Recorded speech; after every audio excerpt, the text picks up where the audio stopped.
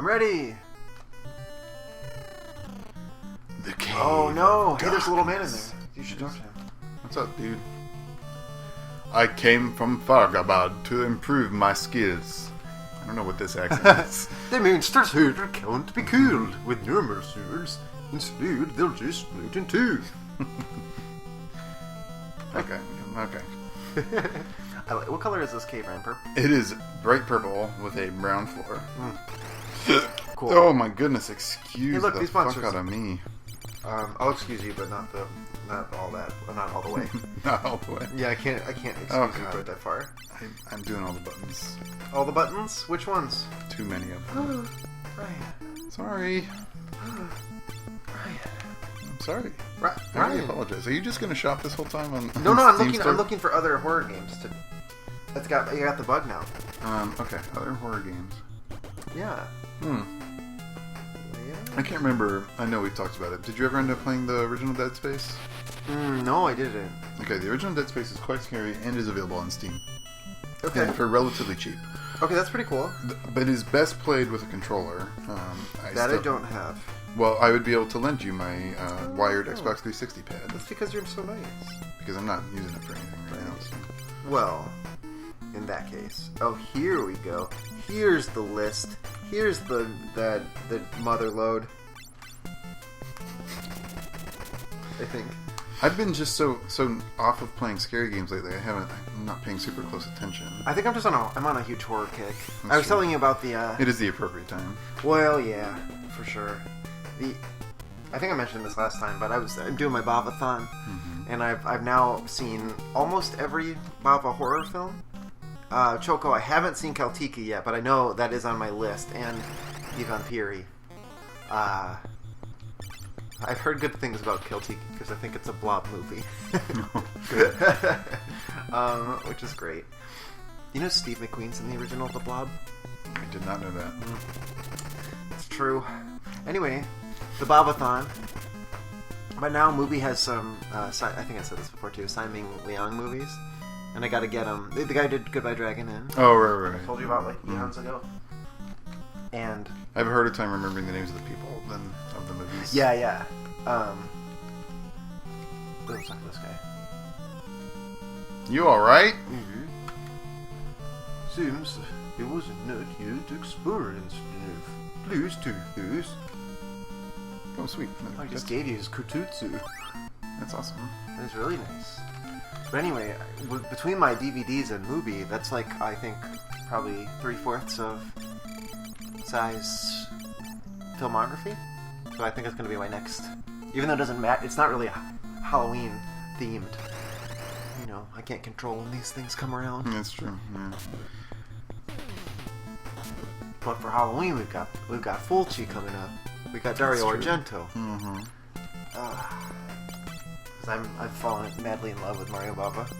I'd seen his movies before, like a couple, and I wasn't hugely into them. But I think that has definitely changed. Finally saw Blood and Black Lace be like, it's not the first Giallo necessarily, but it's like probably the most important. It catapulted it into color. I think, did I tell you this? Before, there was this kind of pervasive sentiment that you don't film thrillers or horror films in color. Really? Like, a few directors had done it, and like Hitchcock had done it occasionally. Like Vertigo came out in like 58. But like there's this whole genre of, it's called creamies. I think it's in Gross. It's Krimi, like criminal in German. Okay. And it's weird. Germany had this weird obsession with the British writer Edgar Wallace, who did murder mysteries and stuff. He's a very prolific author. And Italy there was this printer called Mondadori who did this series of books that were famous for their yellow covers. That's where Giallo got its name. But I was looking it up because I was like, I wonder what kind of stuff they were reading. But mostly they were translations of classic detective fiction, like Agatha Christie and Raymond Chandler. And Really? yeah. So they were just reprinted, and then they got their like, imitators and things like that. So it's kind of how these. And apparently in Italy, if you said Giallo, it just means thriller of any kind. Huh. Outside of, but in Italy, what we think of as a Giallo is a spaghetti thriller, which is weird. So it's like a spaghetti western. Man. But of course, it has a specific meaning outside of.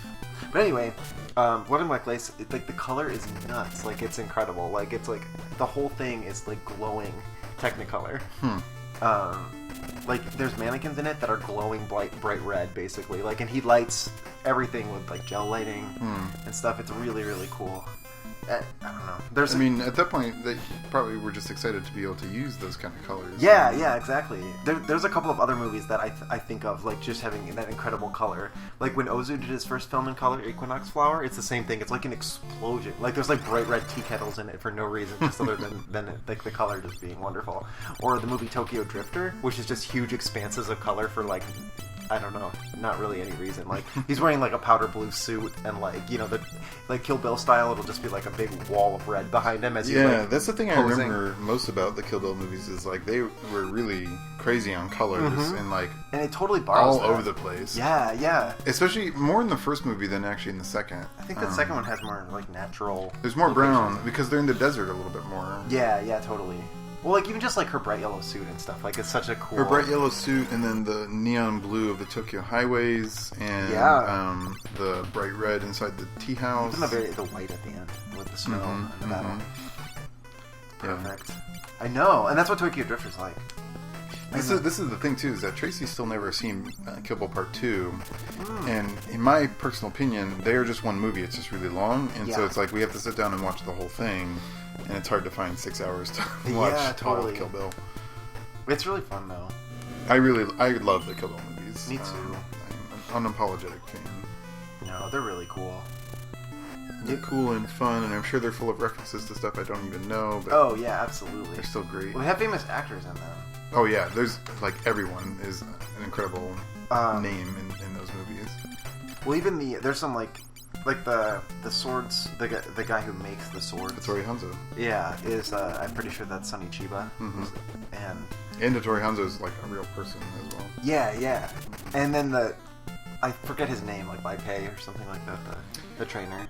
He's a famous actor too. I think it's Gordon Liu, maybe. I don't remember his name. It's something like that though. Yeah. Or like Pei Wen. Kill Bill 2. Because that's really cool. I'm gonna find out. Hold on. This dungeon has the same fucking bullshit walking walls garbage that I fucking hate. Pai Mei. That's it. Pai Mei. Okay. Gordon Liu. Yeah. He was in a bunch of like Shaw Brothers movies. Yeah. The famous one is the 36th Chamber of the Shaolin, which that's the name of the movie. Yeah. And I think the thing that makes that calls to mind for me is Wu-Tang, because the Enter the 36 Chambers is their first album. Oh, really? And it has a bunch of samples from Shaw Brothers Kung Fu films, and in a massive circling, RZA did part of the soundtrack, didn't he? Or that sounds right, but I'm really not sure because it's been a while since I was really. Let me double check. Into Kill Bill as much. I was really into them when they were coming out. I just find the interplay like that pretty. And David Carradine was in Kung Fu. Yeah. Several films. I think it wasn't a series. I think it was a television series called Kung Fu. If I'm not mistaken.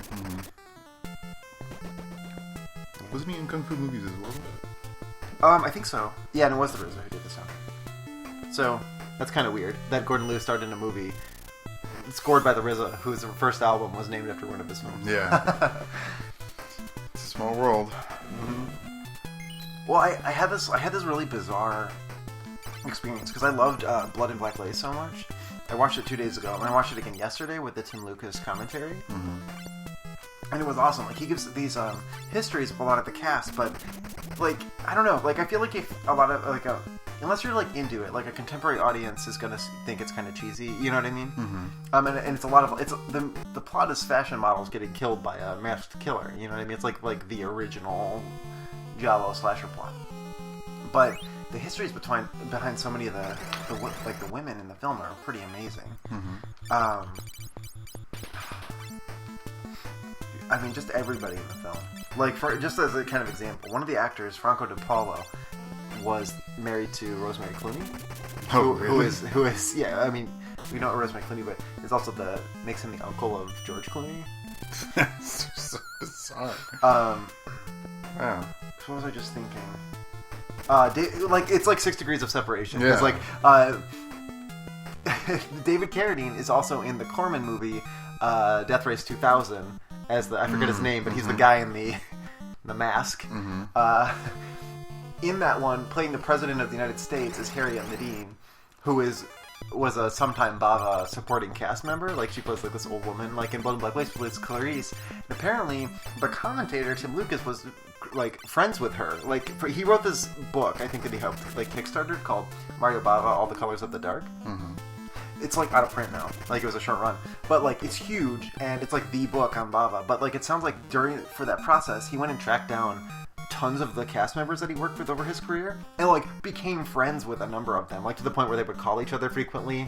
And so he had personal anecdotes with a lot of the cast from like 40 years later. Like, so he described talking to Harriet Medine, like he was visiting her, and she offered to drive him to the airport, and apparently like his flight was late or they had extra time, so they just sat and talked, like, and she told him a bunch of the like secrets about her life, like things that were hard for her, hugged her, and and then they parted, but she died not too long after. So just like he was urging her to write her autobiography, but like her in particular, apparently he described her as being like privy to so much of like the most important happenings in world cinema through her career, like whether by direct participation or just being involved nearby, or even just from an even weirder perspective. Like, people think of like stuff like Blood and Black Lace. It's not really art film. You know what I mean? It's kind of exploitation film or something like that. Or it's like the Peplum movies, like the Sword and Sandal. It's like garbage. But like so many of the actors seem to have filtered in and out of like the so-called Italian art scene, like Fellini and Rossellini and stuff like that. So I don't know. All the interplay was just really fascinating to me. The guy who dubbed all of the voices, all the men were dubbed by the same guy, Paul Frees, on the movie's English dub. He's known as the Man of 1,000 Voices. All the men? All the men. You can't tell. But he's known as the Man of 1,000 Voices. And he's famous for doing Boris Bedanov from Rocky and Bullwinkle. And he did tons of other things, including tons of Disney rides from back in the day. Like, he was the voice at like the Haunted Mansion, and like tons of things. He did a bunch of Rankin and Bass movies, so a lot of the stop motion Christmas movies and stuff. Like, he's the voice, and he did in the War of the Worlds movie remake. He plays the Orson Welles like reporter. Wow! Like, it's wild. That's crazy. One of the guys on the cast is like the German version of Vincent Price, like whose voice sounded a lot like Vincent Price. So apparently in Germany, he dubbed all of Vincent Price's voices. Like, it's so weird how much like history and experience there was there. One of the women who just is like one of the characters who basically dies in the film. I think I was telling you about this. Blood and Black Lace was written in English because they thought, because it was so violent, that it would sell best in overseas, which they probably weren't wrong because it bombed in Italy. But so they wrote it in English, and this woman, Mary Dawn Arden, was the only one who spoke enough English. Like, she's a native English speaker, so she noticed how stilted the script was and rewrote the script for the. Like, and it's just like, I don't know, stuff like that. She went on to form a communications firm, like, all over the world, and like, that would help. She eventually ended up in Tokyo and, like, was, like, a coach for businessmen who needed to interact with people overseas, and, like, she taught at New York State, or New York University, and, like, I don't know, there was so much history and, like, talent in this group. It was wild. Sorry, Blood and Black Lace tangent. I just had to, it was really amazing, I thought. Nothing Something to do with else. Final Fantasy. Sorry. You're a little excited. Genji glove? Genji glove. That seems like a ninja item. It seems like one of the best gloves in the game, I believe. And you can use it. Sweet. Neat. Did you ever play the Resident Evil 1 remake that was on the GameCube? Yeah. You did play it? I think that's the only version of Resident Evil 1 I've beaten, actually. Okay. It's on the PlayStation 4, and I was thinking about getting it. I still think that's one of the most beautiful games I've ever played, like, just visually. Yeah, like, it is feel like visually it still looks good today. Yeah. Oh, yeah. And part of that was just because it was really smart about using pre-rendered stuff versus live 3D models. And so, because it was using a lot of pre-renders, they could devote a lot more system resources to making the best possible models for a GameCube, which made them look basically like next-generation models in a lot of ways. It really was incredible, I thought. But I know I loved that game. I've been wanting to replay Resident Evil 2. Did you say you ever finished that one? I don't think I have. Because that's still my favorite Resident Evil. Mine is... I think it's still 1. Although, I really loved 4. 4 is really good. And 5 is just fun. 5 is another one of those games where, like, no one who's a big fan of the series really likes it. Like, it's the same as Dead Space 3. Dead Space 3 and Resident Evil 5 are basically the same game in terms of core mechanics and stuff because they're, action games where it's all about, making your guns stronger. Okay. And replaying the same levels a lot and with, like, co-op partners and stuff. It's more action-y. They're very action-y and more multiplayer-oriented and stuff. I mean, Chocobo's just hitting, like, every time. That's really cool. And also, I mean, that's really cool. I think it just requires reorienting your expectations. Yeah, like, if you go into Resident Evil 5 or Dead Space 3 expecting a really scary horror experience, you're going to be super disappointed. But if you go in just wanting to have a fun time, like, they are super fun games to just play. Like, sit back, drink a beer, and shoot the shit and play the game. And, like, that's really kind of... That's what I really enjoy about those games. Well, that seems more like a... I like that idea. And both series have that same thing where it's like, Yeah. There are entries in the series for if you want something genuinely scary, and then there are entries in the series that if you want just a fun hangout game, like, they're perfect for it. Chocobo's hitting, like, every time now. I wonder if it's related to job level. Ooh. The higher the job level, the better Chocobo the abilities. Got his confidence. Yeah, the better the abilities get for the summons. Better the abilities. Interesting. I was gonna say something. I'm just running from these guys because they give, like, no experience and we don't really need the money right now. Yeah, I'm just trying to make this go faster. I mean, I think we're pretty pumped up. Yeah, we're beefcakes. And, like, this experience is just garbage, so... Like, it's like 300 points per battle. Like, who gives a shit? Hey, what's your favorite Resident Evil 2 game out there? Resident Evil 2 game? Resident Evil 2 game. Is it Resident Evil 2? Or maybe Resident Evil 2? I was trying to subtly bias them. I think the Resident Evil 1 remake is my favorite Resident Evil game. I also really like 0 because it's basically just more of the Resident Evil remake. I never played it, but I do remember watching. That's one I remember watching you play. Yeah. I think it's one of the tragedies of the GameCube that they never did a full remake of 2 because I think it would have been incredible if they had done. But I'm sure it was like an insane amount of resources to make the first one. Like, yeah. And it was probably cheaper for them to make 0 from scratch than to try to port 2 and make it work in the remake engine. So. Yeah. I mean, they did a port of the PS game originally for GameCube, I'm pretty sure. Resident Evil 2. Didn't they have 2 and 3 on one disc or something? Yeah, I think they did. You know, I never played 3. Nemesis. No, I don't think I did. You ever played Dino Crisis? You're familiar with it? It's like a Resident Evil style game, but it's dinosaurs. I think I've heard of it. I've never actually played it. I have it though, sitting there. Do you really? I do. I have a PS1 copy of Dino Crisis. Sick. That's pretty awesome. I mean, back in the day, I don't know, that sort of thing was cool. Back in the day, I think like horror as a genre just kind of has gotten a lot. There's more games now. There's more games and they do a lot more different stuff. Yeah. Like, they don't have to all be puzzle exploration games like Resident Evil. Right. Or Silent Hill or whatever. From that genre, though, I also did like Onimusha, the original. Because it was very much Resident Evil, but with the same, like... What I'm actually interested in trying to play Onimusha at some point because my understanding of it, based on what I've seen, is that, it's actually like a cross between Resident Evil and Devil May Cry, where it has more of a, like, combat focus. Doesn't it? Is that the one where you, like, absorb orbs and stuff? Yeah, get I souls think it from is. Enemies? If I'm not mistaken, I think it is. I think, too, I feel like the first Onimusha is very much, I would probably say it's more Resident Evil flavored, for sure. It even has a lot of the, like, ticks and trappings of that game. You know what I mean? The way you open things and doors and everything. But I feel like as it goes on, it becomes probably more action-oriented. So I feel like it's something you'd like if you like classic Resident Evil gameplay. And it has a really unique flavor. Yeah, I feel like I probably tried Onimusha as a kid and found it to be too hard. I do remember it being fairly hard. I think you'd like the second one. Yeah. I've actually played both of them for some reason. What am I fucking doing? The third one had that, like, French action star in it.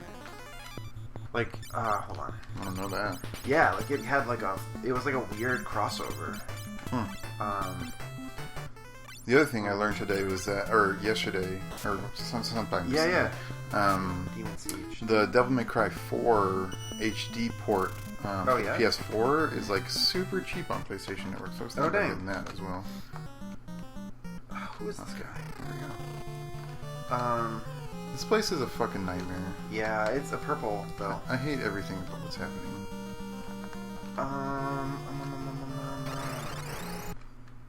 Because this was like a really weird big game.